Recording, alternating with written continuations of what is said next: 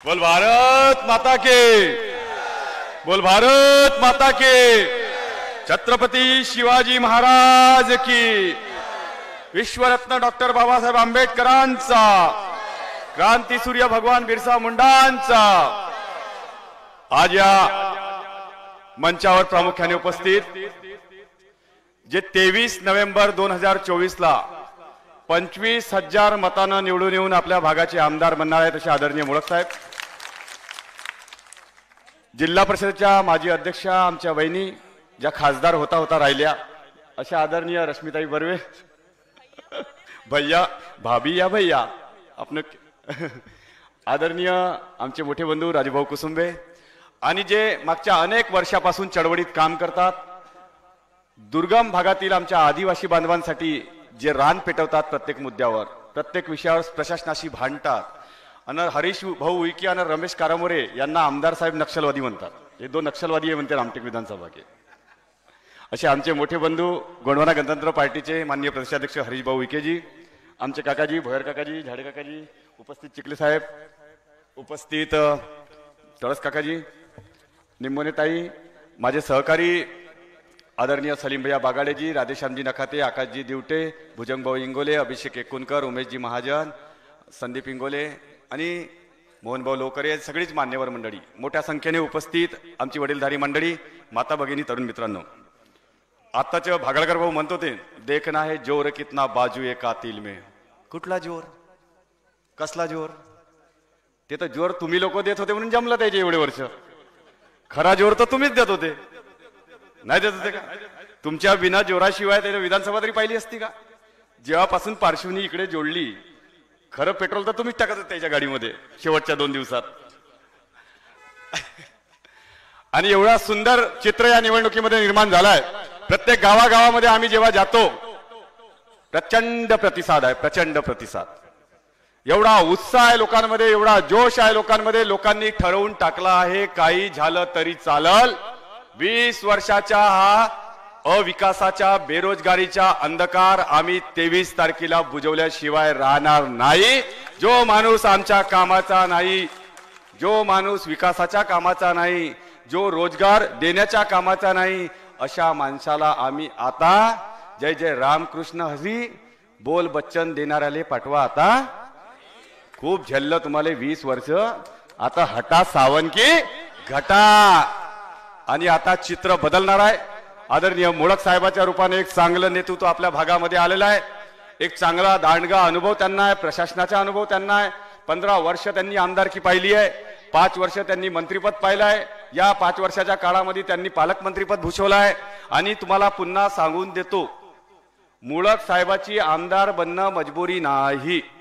मुळक साहेबांनी मनात आणलं तर ते कधी आमदार बनू शकतात, त्यांनी मनात आणलं तर सरकार आल्यावर मंत्री सुद्धा बनू शकतात, एवढी प्रचंड ताकद त्यांच्यामध्ये आहे। मुळक साहेबांना आमदार बनवणं ही आपल्या सगळ्यांची जबाबदारीने मजबुरी आहे, कारण विकासाची तहान आपल्याला लागली आहे आणि त्यांच्याचकडे असं पाणी आहे की ते तहान भोगवू शकतात, दुसरं नाही भागवू शकत कोणी।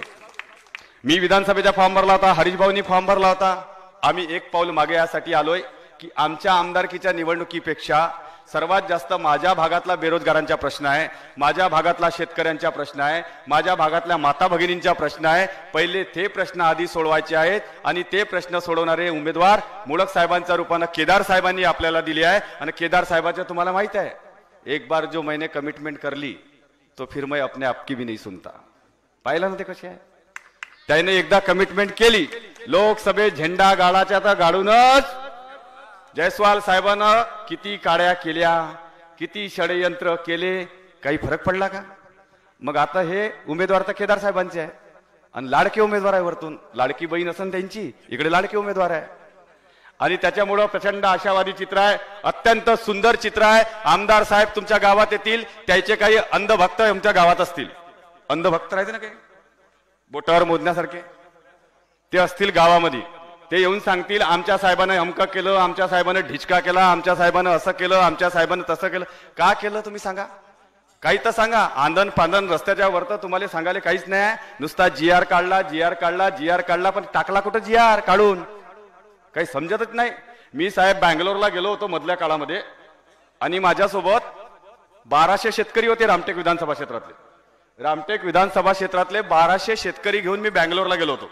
व्यक्ती विकास केंद्र नावाचे एक शेतकऱ्यावर आधारित हे आहे. अख्खी ट्रेन बुक करून घेऊन गेलो होतो, पूर्ण ट्रेनची ट्रेन. रामटेक मौदा पार्श्वनी भागातले 1200 शेतकरी. आणि त्या सगळ्या शेतकऱ्यांना बँगलोरचे आमचं सेशन संपल्यानंतर मी मैसूरला घेऊन गेलो. हा जो डॅम दिसतो ना, डॅम पेंचा, असाच डॅम तिथं पण आहे.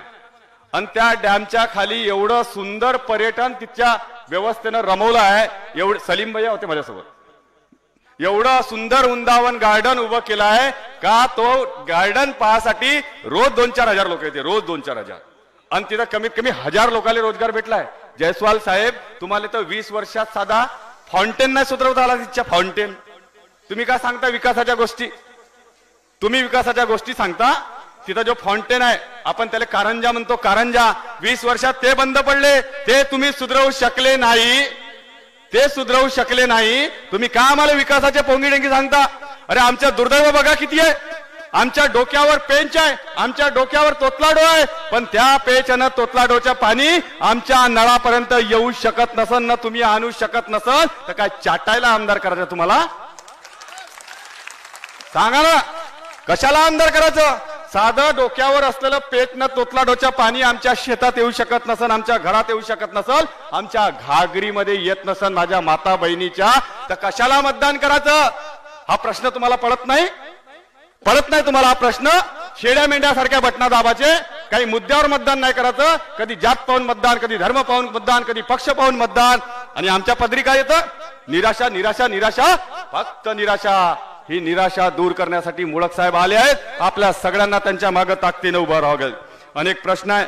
मी ज्या ज्या गावामध्ये जातो सभेला, पहिले तर मी आपलं डोक्यात असलेलं भाषण देत होतो. आता तर मी ज्या गावात जातो त्या गावचे कार्यकर्ते किंवा तरुण पोरं माझ्या हातात अशी चिठ्ठी देतात. आमच्या गावचे हे प्रश्न आहे. त्यांना विश्वास झालाय की मुळक साहेब प्रश्न सोडवू शकतात आणि रमेश कारामोरे ते प्रश्न ताकदीनं मुळक साहेबाजवळ मांडू शकते, असा विश्वास लोकांना निर्माण झालाय. म्हणून हक्कानं देतात, हक्कानं. माझी वाटपात्रता आले का? हे चिठ्ठी आमच्या गावचे हे प्रश्न आहे. किती छोटे छोटे प्रश्न आहे हे. प्रश्न तर मनात आणले असते केव्हाच सोडवले असते. की रोजगाराचा प्रश्न आहे, गार्डनचा प्रश्न आहे, पाणी पुरवठ्याचा प्रश्न आहे. पेच डॅम मध्ये मच्छीमारांना मूर्ख बनवलं. आमच्या भागातला पार्श्वनी तालुक्यातला मच्छीमार यायच्या मागं गोल गोल गोल गोल चक्रा मारून राहिले. हा मच्छीमारीचा तलाव दिला ठेकेदारीमध्ये आणि आता मच्छीमाराला सांगतात मला निवडून येऊ द्या, हा तलाव मी तुम्हाला देतो, तुमच्या घरची खेती होय. मनात यान तेव्हा द्यान, मनात यान तेव्हा हिसकावन. अरे विश्वरत्न डॉक्टर बाबासाहेब आंबेडकरांना आम्हाला मतदानाचा अधिकार दिला, तेव्हा जाऊन तुम्ही आमदार झाले आहे. तुमच्यामुळे आम्ही मतदार नाही झालो आहे, आमच्या मतदारांमुळे तुम्ही आमदार झाले आहे. आणि मग आमच्या जीवाशी तुम्ही खेळत असाल, आम्हाला जर खोट्या गोष्टी दाखवत असाल तर तुम्हाला आता घरी पाठवण्याची वेळ आली आहे. आणि ते आम्ही पाठवण्याशिवाय राहिला आहे. अत्यंत चांगलं चित्र आहे. आपल्या सगळ्यांना माझी विनंती आहे, आपल्या सगळ्यांना परिवर्तनाचा शिलेदार व्हायचा आहे. काय व्हायचं आहे? मतदार नाही व्हायचं आहे.